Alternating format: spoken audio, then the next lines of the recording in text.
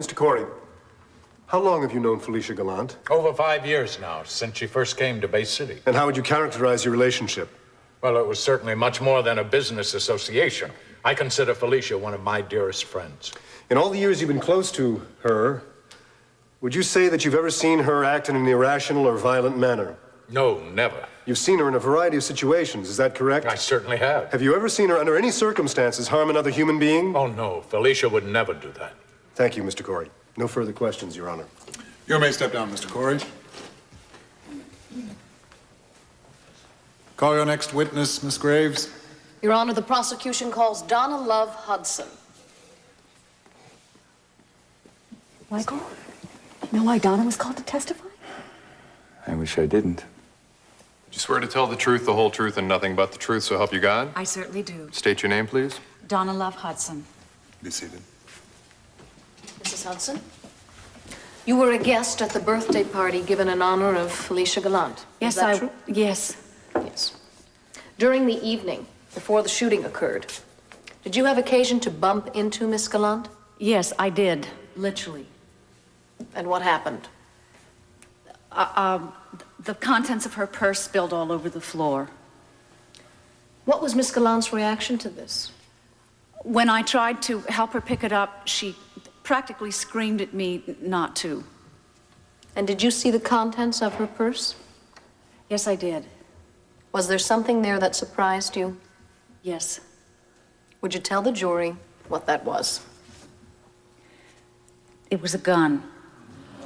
Why didn't you tell me that she saw the gun? I don't know. I forgot. This gun? I don't own a gun. I don't have any reason to have one, and I don't know very much about guns. Answer the question, Mrs. Hudson. Yes, that is the Derringer that I saw. Thank you, Mrs. Hudson. Your witness. How long have you known Felicia Gallant? Several years. And how would you characterize that relationship? It's had its ups and downs. Do you have any children, Mrs. Hudson? Objection. Irrelevant. I intend to relate it, Your Honor. Counsel is venturing into areas that were not covered in direct questioning. If you will allow me to continue for just a few minutes, Your Honor, you'll see that that's not true. I'd better. I'm going to overrule you, Miss Graves. You're instructed to answer the question, Mrs. Hudson. Yes, I have 3 children. And didn't one of those children, your daughter Victoria, become pregnant by a man who at the time was engaged to be Objection. married This to the is niece truly of Felicia irrelevant. Gallant? Your Honor, Mrs. Hudson was asked for an objective identification. I'm saying that her feelings about my client may not make that possible. Proceed with your line of questioning, Mr. I'll be glad to restate the question if you like, Mrs. Hudson. No. Victoria did become pregnant, and she's very happily married now, and she has a lovely baby. Well, that's very nice. But wasn't there a time when you didn't think that would happen? I suppose so. And isn't one of the reasons because Felicia supported her niece against you and the claims of your daughter? I object to this line. Isn't that why you were so eager to make a positive identification of that gun?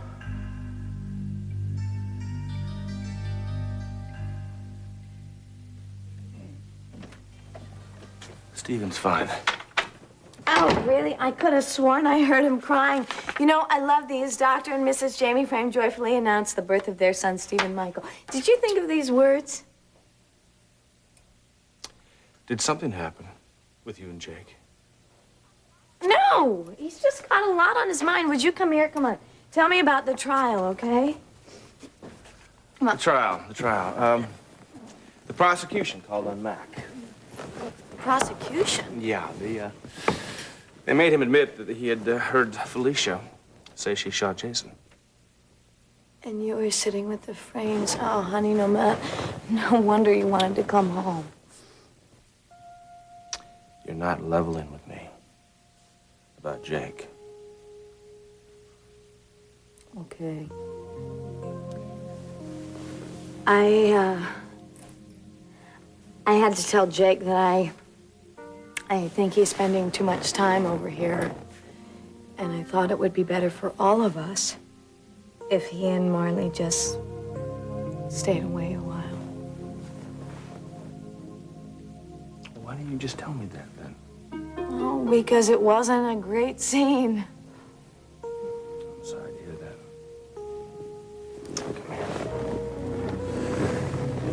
here. I'm so glad that I came home.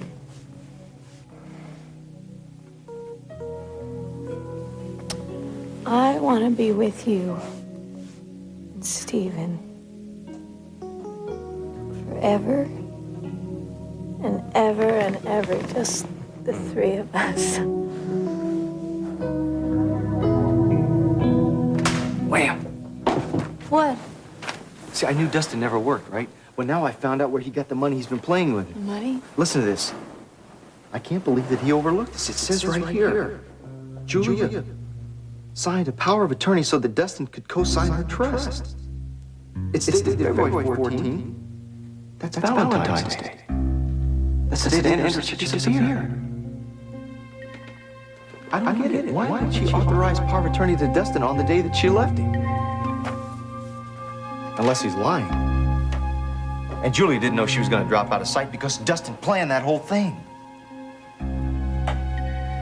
What if Dustin, if he's living off that trust fund because he killed Julia?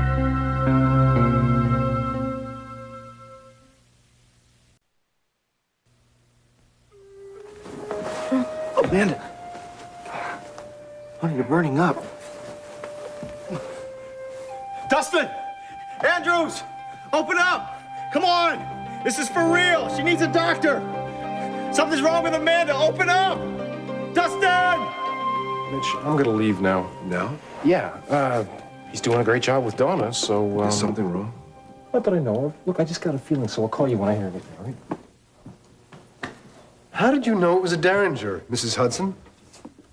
What? When Miss Graves asked you about the gun, you identified it as a Derringer.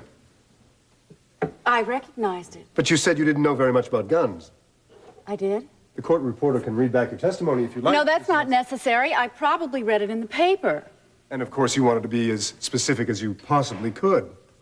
Well, yes. Yes. And I think we all know why. Wait just a No minute. more questions, Your Honor. Your Honor, I would like to say something here. Please step down, Mrs. Hudson. Court is adjourned until 10 o'clock tomorrow morning. All rise.